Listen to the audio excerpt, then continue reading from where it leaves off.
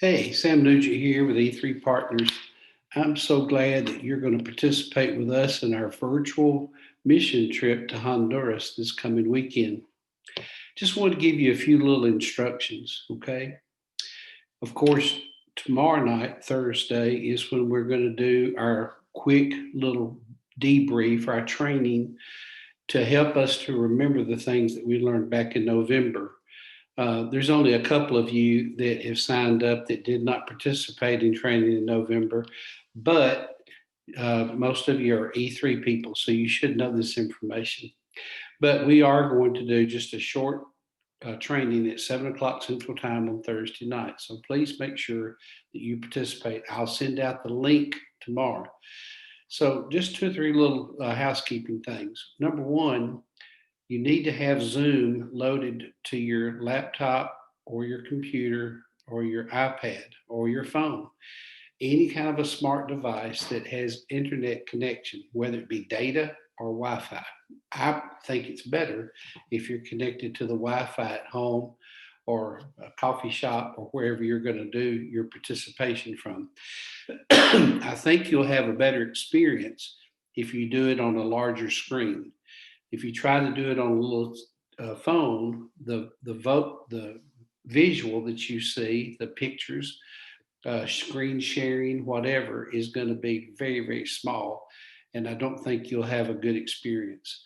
But if you put it on a laptop or a PC or even an iPad, which is like 10 inches, I think you'd have a much better experience. So that's just for what it's worth. You can do it on your phone. Okay, that is a last minute option. All right. The second thing is Zoom has just done an update, and I got it. It just comes automatically to me, and it says I have an update, and I always do the update. So make sure that you have the most up to date software with Zoom. If you don't know how to do it, contact me privately, and I'll send you a link on how to do your update on Zoom. But it would be best if you have the most updated version of Zoom. Okay. Once we all get online, we'll have a few minutes where we can banter back and forth and just meet each other and talk a little bit. And at that time, it's fine for you to have your mic unmuted. But there will be a time that I will ask you to mute your mic. Now, honestly, I could mute it to everybody, but I'd rather not hit that button. Okay. I would rather you be in control of muting and unmuting your mic. So you may hear me say, please mute your mic. I'm going to know whether you mute it or not because it gives me a little indication on the screen. There's a little icon on there. It looks like a microphone, and yours will be red if it's muted, and it will not be red if it's unmuted. That way, we don't listen to background noise and things of this nature. So I will ask you to mute your mic. Now, let's look at Saturday, Sunday, Monday, Tuesday. We'll be meeting at 11 in the morning to 1 in the afternoon. You can say that's a strange, strange time, but you got to remember, we're working with people in Honduras. They can't do this after dark, so we have to do it during the daytime. Some of them have jobs, so they're actually doing it kind of like during their lunch break. So we need to understand that we're trying to accommodate our friends in Honduras. They're the ones who are going door to door, knocking on the doors and talking to people.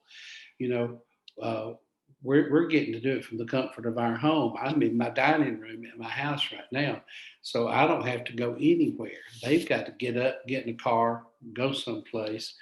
And I'm gonna be honest with you, Honduras is hot all the time. So they'll be moving around, and that's why we're doing it from 11 in the morning to 1 in the afternoon.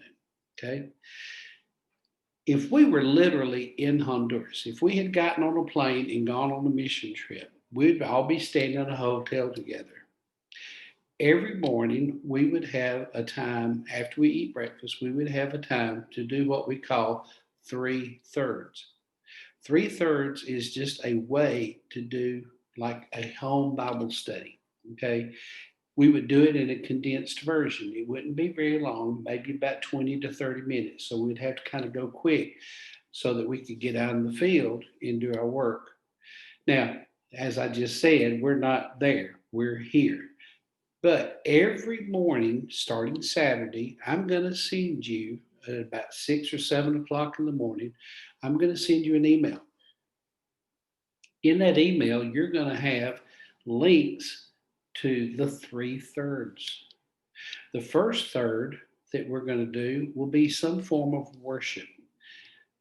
Fortunately, there are some singers who go to Alan's church. I sent you a video of Alan so that you can meet him. I hope you watched it. But Alan's a pastor of a church, and he has some worship leaders there who actually speak English. So they sang a few songs. So I'll send you a song each morning. The words of the song will be on the screen, and you can sing along with it. You can worship God, even though you're at home and there in Honduras. It's a video. So the words will be on the screen. They're going to sing in Spanish, but they're also going to sing in English.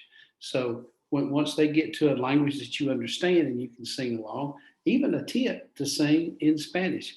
God is not looking; He's looking at your heart. He's not listening to your voice. So, so just enjoy God and worship Him. I may not send a song, I may send a scripture, but the first third is worship. And so we're going to do something that glorifies and edifies God. The second part of our three thirds will be a Bible story.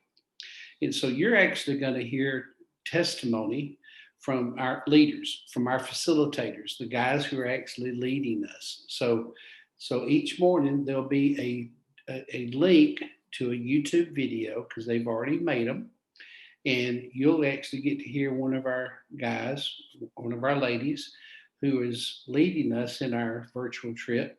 They'll give you a testimony. They may tell a story. They may tell something from their personal experience. Okay. But there'll be some kind of learning by their testimony.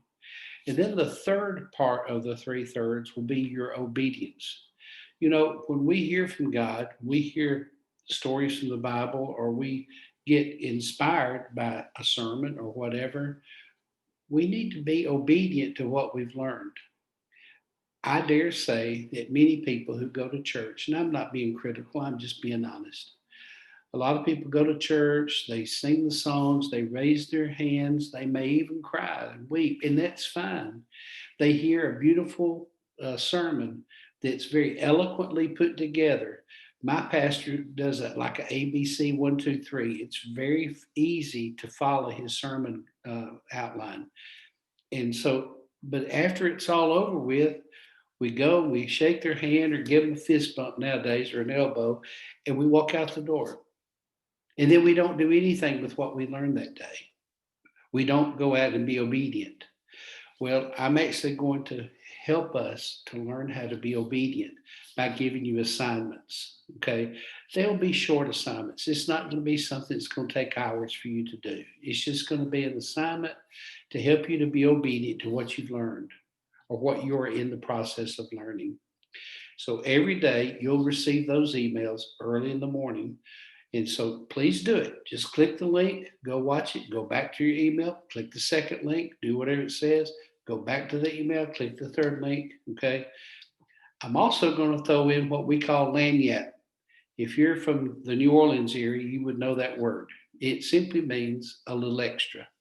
So I'm going to throw some things in there about Honduras because I want you to get to appreciate our partners in Honduras and also the country and the culture. So I'll just throw in a little something extra just about Honduras so that it kind of helps you to prepare for the culture, the people, and the beauty of the country that you're going to be working in. So anyway, I wanted just to send this out in a video so that you could hear my voice and listen to what we are going to be doing in these next few days. I'm really looking forward to it. I want to see you on Thursday night as we go through the steps of what we will actually do on the field.